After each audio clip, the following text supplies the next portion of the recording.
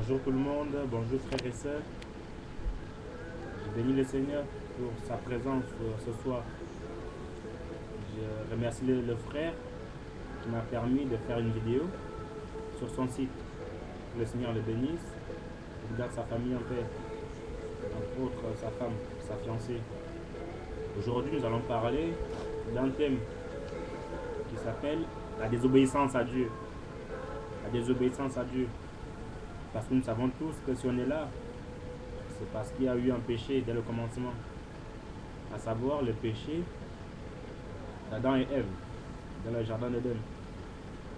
Alors aujourd'hui, on va juste retracer, ou plutôt faire le résumé de certains péchés. Parce que tout ce qui se passe aujourd'hui, ce n'est pas tombé du ciel. Ce n'est pas venu comme ça d'un coup. Mais c'est parce que ça a eu un début, un commencement. Donc aujourd'hui, on va juste parler de ces quelques péchés. Mais avant cela, remercions le Seigneur pour sa présence. Merci mon Dieu pour ta grâce, Seigneur Jésus. La gloire t'appartient, Seigneur, elle t'appartiendra toujours. Seigneur Jésus, que l'honneur, que la puissance, Seigneur, puisse te revenir, Seigneur. Tu dis une chose, Seigneur, les choses se font, Seigneur. Tu dis une parole et les choses s'accomplissent, mon Dieu. À toi la gloire, à toi la puissance. Au nom puissant de Jésus-Christ de Nazareth, nous avons ainsi prié pour les siècles des siècles. Amen. Donc, sans plus tarder, on va commencer par le commencement. Donc, comme on a dit au début, les premiers péchés. Parce qu'il y en a eu plusieurs qui se sont suivis. À savoir, le premier péché dont on va parler, c'est la désobéissance. Il y a un proverbe qui dit que toute désobéissance à Dieu laisse une blessure impossible à guérir. Donc, en tant qu'enfant de Dieu, quand on pêche, la blessure, elle a du mal à guérir. Beaucoup de mal. Et voilà pourquoi nous devons éviter de pécher. Donc, le premier péché s'intitule la désobéissance. C'est ce qui s'est passé dans le jardin d'Éden. Dans Genèse 3.3, la Bible nous dit que Dieu, quand il a créé l'homme et la femme, il les a placés dans un jardin, le jardin d'Éden. Il a dit, vous pourrez manger tous les fruits de tout ce que vous voulez, mais sauf un. Parce que le jour où vous en mangerez, vous mourrez.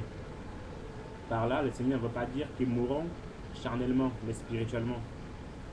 C'est comme nous, quand on pêche, on ne meurt pas charnellement, mais on meurt spirituellement. Donc, à savoir, on est mal.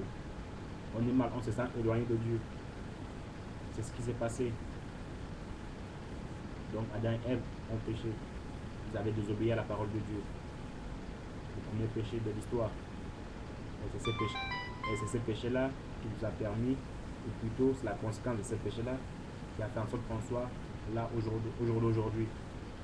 Parce que la parole dit que Dieu avait fait l'homme. Il était immortel. Immortel. Donc il ne pouvait pas mourir. Mais une fois qu'il avait péché, Dieu a retiré sa gloire sur lui. Dieu a retiré sa puissance en lui. La désobéissance, c'est une chose que nous devons éviter. Nous devons beaucoup éviter. Ce n'est pas bon du tout. Pas du tout bon. Et après ce premier péché, il va y en avoir un autre. Parce que nous savons tous que quand on pêche, nos petits-enfants, ceux qui viendront après nous, on risque et on va leur contaminer ce péché-là. Qu'est-ce qui s'est passé après la désobéissance d'Adam et Ève dans le jardin d'Éden? La Bible nous dit qu'après cela, ils vont avoir un premier fils qui s'appelait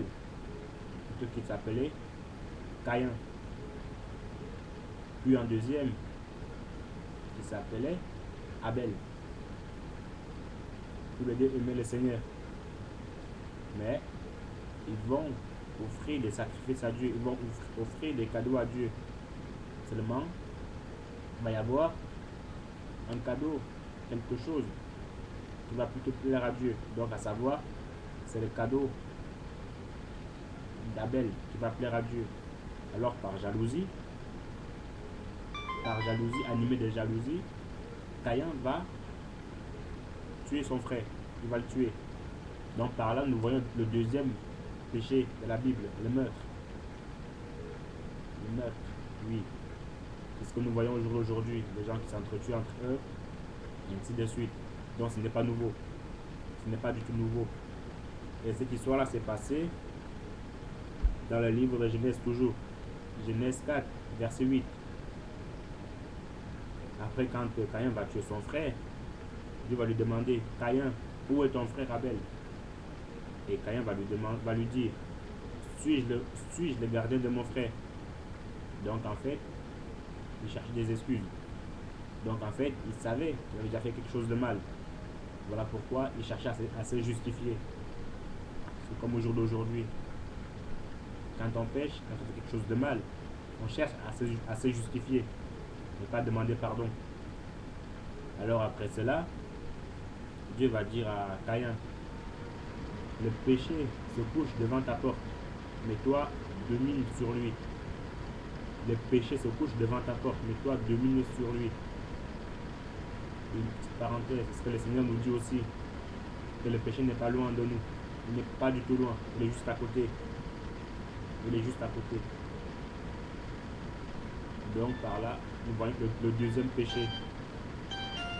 Le deuxième péché qui est le meurtre.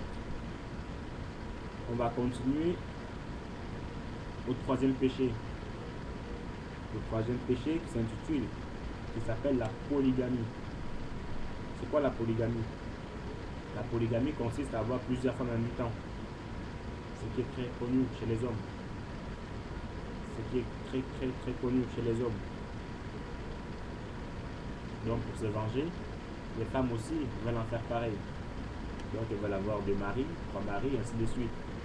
Pourtant ce n'est pas ce que Dieu a permis. Ce n'est pas bon du tout. Et le premier polygame dont la Bible nous parle, il s'appelle Lémec. Il s'appelle Lémec. La Bible nous dit dans Genèse 4, verset 19, on va lire.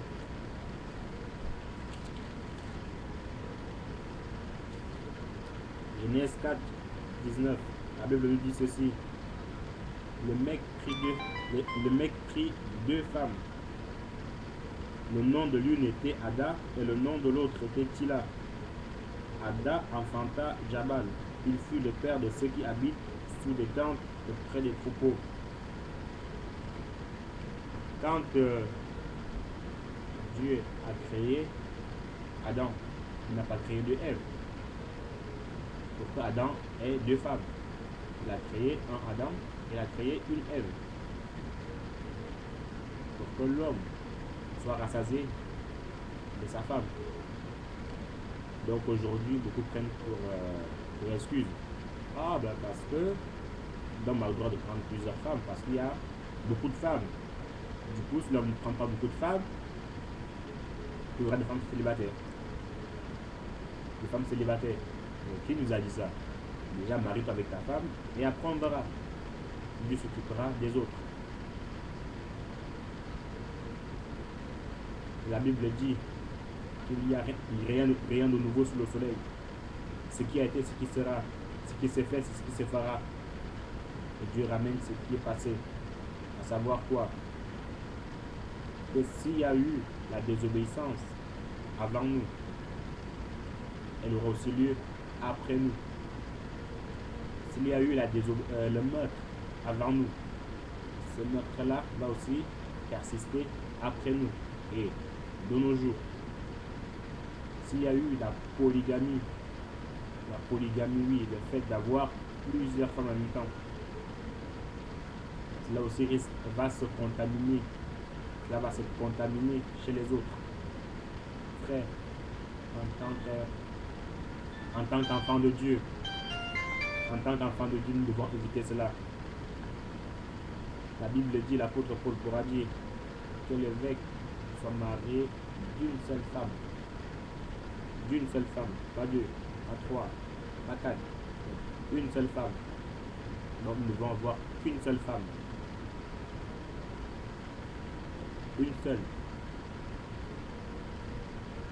Il faut oublier cela. Il faut oublier cela. Peut-être on dira, le roi seulement a eu plusieurs femmes. Oui, il a eu plusieurs femmes. 300 femmes et 700 concubines, ce qui fait en tout 1000 femmes. Oui, est-ce que nous sommes le roi Salomon? Est-ce que nous vivons encore au temps du roi Salomon? N'oublions pas qu'à cette époque-là, c'était l'ancienne alliance. Et que quand le Seigneur il est venu, il a remis toutes choses dans l'ordre. Toutes choses dans l'ordre. Donc, une seule femme, ça suffit. D'ailleurs, la preuve, pourquoi aller chercher une autre femme alors que ce qu'on a nous suffit déjà? Pourquoi aller chercher une autre femme alors que tout ce que cette femme qu'on va aller chercher a une autre femme là aussi?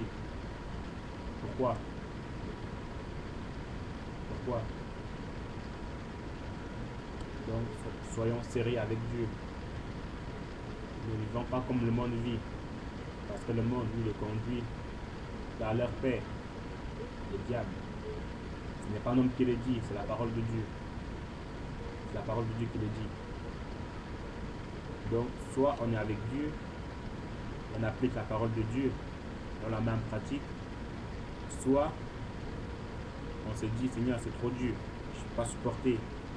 Dans ce cas, on met la Bible de côté, on fait notre vie comme on veut.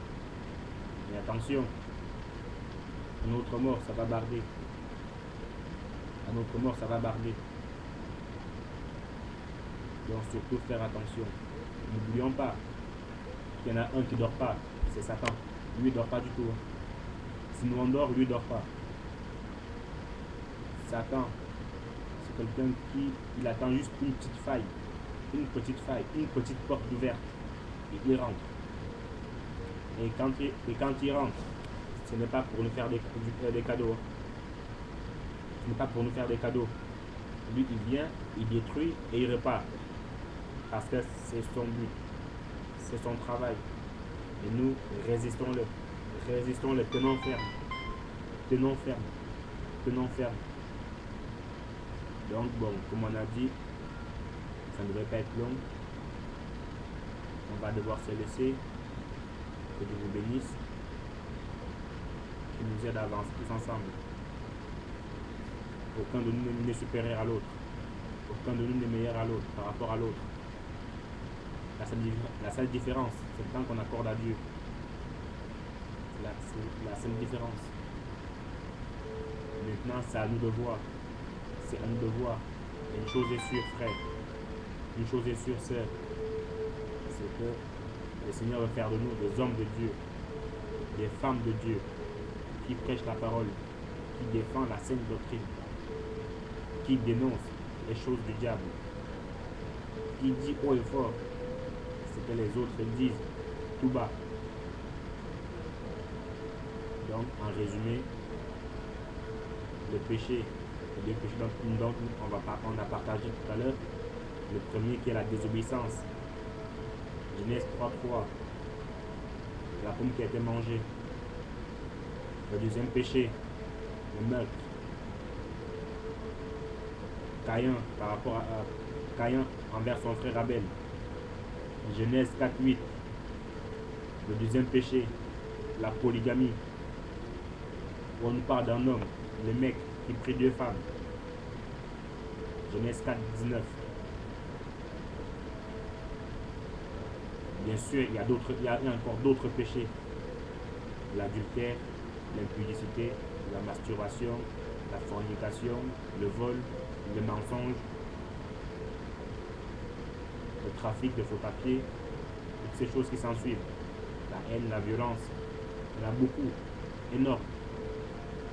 Mais aujourd'hui, on a juste partagé sur ces 3 péchés. Que Dieu vous bénisse, que Dieu vous garde, qu'il vous accorde sa paix, qu'il vous accorde sa grâce. Soyez bénis, au nom puissant de Jésus-Christ de Nazareth. Au revoir tout le monde.